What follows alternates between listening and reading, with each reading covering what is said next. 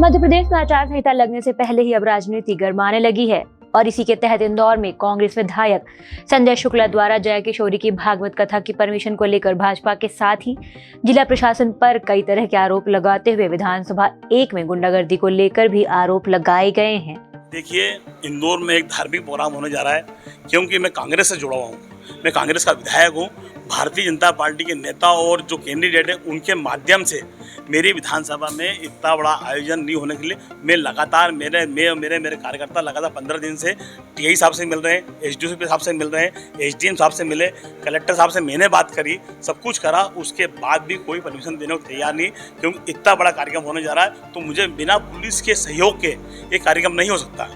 तो मैंने निवेदन करा, उसके बावजूद भी आज भी नहीं दे रहा। मेरी परसों से मेरी कथा चालू होने वाली है तो मेरी परमिशन नहीं दी। आज मैं कमिश्नर साहब से मिलने आया था तो अभी उनने बोला है कि बोले हम देखते हैं क्या कर सकते हैं। मैं ऊपर बात कर रहा हूँ, परंतु ना कलेक्टर साहब परमिशन दे रहे हैं मुझे, ना कमिश्नर साहब मुझे परमिशन दे रहे हैं, ना टीआई साहब परमिशन दे रहे हैं। इसलिए दे रहे हैं कि ये कथा कांग्रेस का केंद्रीय विधायक करा रहा है और जो पार्टी भारतीय जनता पार्टी के जो नेता हैं वो जो जानते हैं कि कौन रुकवा रहा है ये, इसलिए रुकवा रहे हैं कि 1 नंबर विधानसभा में लगातार धार्मिक प्रोग्राम हो रहे हैं जिससे जनता हमारी माताएं बहनें देखती है, परंतु उनको चुनाव के अंदर उनका नुकसान होगा तो ये इसलिए वो रोकना चाहते हैं। परंतु जनता जानती है कि क्यों रुका रहा है, रुकेगी नहीं, क्योंकि आप लोग भी धर्म के प्रोग्राम करते रहते हैं और आप एक कांग्रेस के द्वारा जो कार्यक्रम कराया जा रहा है रोकने जो कर रहे हैं वो जनता सहन नहीं करेगी। जनता इसका जवाब 23 तारीख को देगी। अधिकारियों के ऊपर दबाव है, पूरा ऊपर से लेके नीचे तक अधिकारियों को भारतीय जनता पार्टी के द्वारा दबाव है।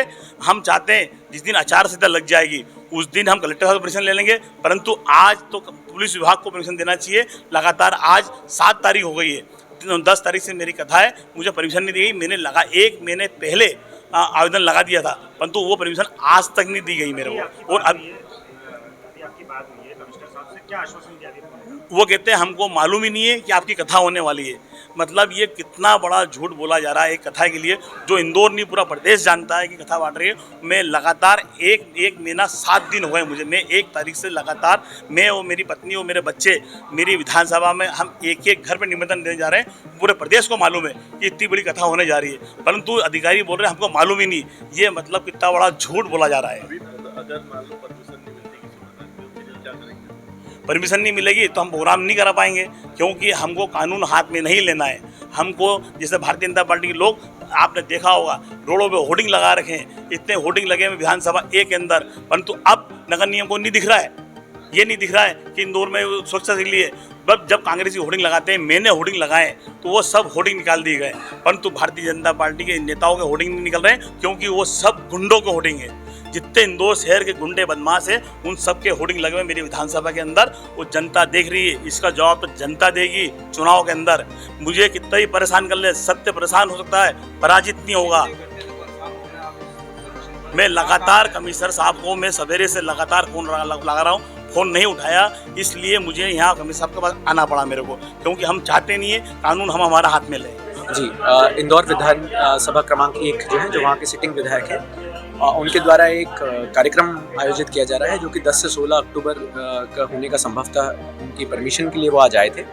उनके द्वारा ये बताया गया, उनको भी ये बताया गया कि उस समय संभवतः क्योंकि आचार संहिता प्रचलन में रहेगी तो जो रिटर्निंग ऑफिसर होता है वो नोडल एजेंसी रहता है किसी भी प्रकार की परमिशन देने के लिए। तो उन्होंने जो अपना परमिशन के लिए आवेदन दिया है उसको अभी लिया गया है, उस पर जो भी नियम अनुसार कार्रवाई है वो की जाएगी। मामले में डीसीपी आदित्य मिश्रा का कहना है कि मल्हारगंज थाना क्षेत्र में कथा होना है और इसके लिए आवेदन ले लिया गया है और इसकी विवेचना करने के बाद जो भी चीजें सामने आएंगी उसके अनुसार संज्ञान लिया जाएगा। इंदौर से मृदुभाषी के लिए चंकी वाजपेयी की रिपोर्ट।